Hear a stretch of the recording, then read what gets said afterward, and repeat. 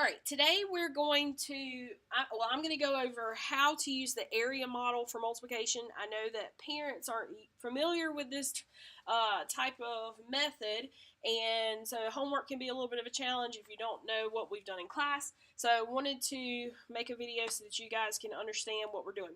So we just started today learning how to multiply two-digit numbers times two-digit numbers. And so I'm going to show you what we've been doing in class, and this is just kind of a refresher for the students too when they're working on their homework tonight. So the first thing that we do, we're going to do this problem 38 times 65, but the first thing that we do is we're going to break up these two numbers into expanded form, okay? So expanded form is like breaking it up into the place values themselves. So like, what does the 3 really stand for? What does the 8 really stand for? So I know the expanded form for 38 is 30 plus 8, so I'm going to write that up here. And then the expanded form for 60 plus 5, I know that 6 really stands for 60, and 5 just stands for 5 ones, okay? And then what we're going to do with the area model, they draw a box, so I'm just going to draw a box here. And we're going to write the two numbers on the top and on the side. Now, well, 38 and 65 we're going to put on the top and then one on the side. Now, if I'm just going to start with 65, okay? 60 plus 5, if I'm thinking about area, the area, like a 60, if we were thinking about inches, okay? 60 inches would take up more space than 5 inches would. So I want my 60 part to have a bigger space than the 5.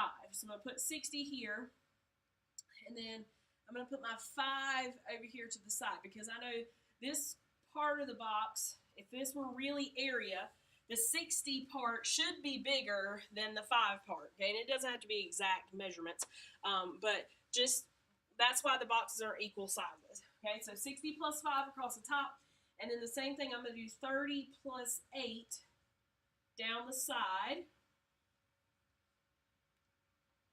And again, the 30 takes up more space than the 8 would, okay?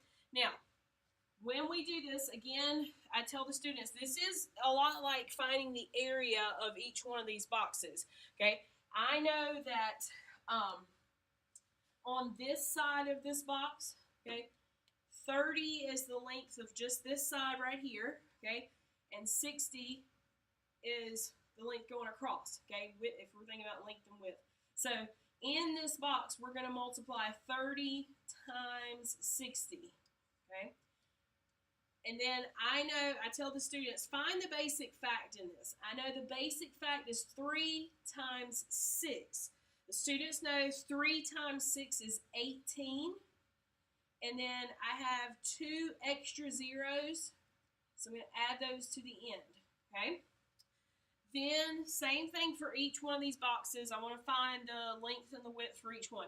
So I know for this one over here with this 5, okay, well, 5 is the length of one side, okay? But if I were trying to think of, like, what is this side over here, I know that on the opposite side it's 30, okay? So it would really have to be 30 on this side as well. So in this box, we should have 5 times 30. Again, the basic fact, 5 times 3 is 15, and then just add a 0 to the end, okay? We're going to do the same thing. I know for this next box, 8 is on this side,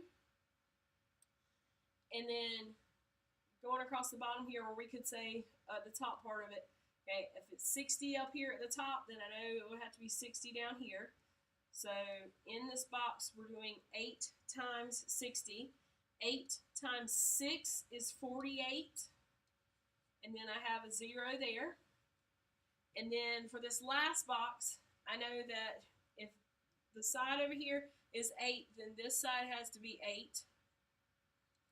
And then if the top is 5, then the bottom would have to be 5. So we're going to do 8 times 5 in this box, and that would be 40. Now, to find my answer to this problem, I have to add up all of, we call these partial products, because it's part of the product, the whole answer, but we want to put them all together to get the actual answer. So I'm going to, and it's really important to write these neatly and line them up carefully, because if not, then it's hard to get your answer correct. So I've got 1,800. I like to do it the highest number to the lowest number. That's just the order I like to write it in, because I feel like it makes it a little bit easier. So we've got 480, we've got 150, and then the last one we've got 40. So we're going to add these numbers up, okay? I know in this first column we got all zeros, so that's going to be a 0. I know that 8 plus 4 is 12, and 12 plus 5 is 17. Then I know I have 8 plus 4 again is 12, plus 2 more would be 14. And then we've got 2 here. So my answer to this problem would be 2,470. And this is how I would suggest doing our problems right now. I'll show them some different ways a little bit later, but right now this is the easiest one for the students to understand. So I hope this helps.